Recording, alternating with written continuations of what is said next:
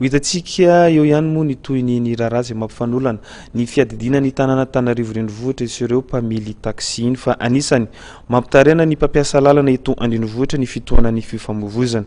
Raha ny fantatra dia misy ny tetikasan'ny Komeza ialana amin'izay fitohanan'ny fifamoivoizana izay.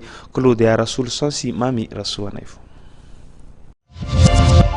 Olana iray izay sedrainy mpampiasa lalana eto an-drenivohitra ny fitohanan'ny fifamoivoizana.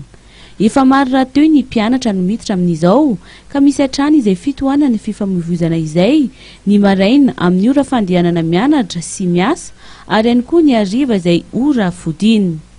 Nilaza ny sekretera jeneraly ny Komeza fa manana tetikasa izy ireo ho fanatsarana ny sehatry ny fitaterana eto an-drenivohitra. We are also looking at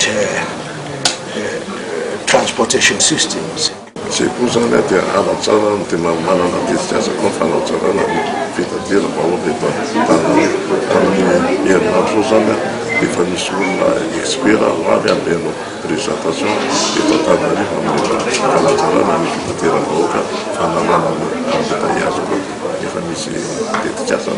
Tsy misy ny olana eo amin'ny famatsim-bola raha ny voalazan'ity tompon'andraikitra eo anivon'ny Komeza ity. Once the government, the city says yes, they want it, financing will come.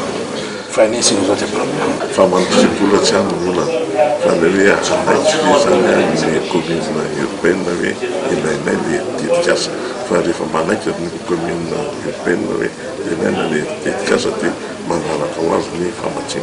Misy ihany koa ny tetikasa ho fanohanan'ny Komeza ny sehatry ny angovo eto amintsika ka anisany hojerena amin'izany ny famatsiana herinaratra ny tontolo ambanivohitra.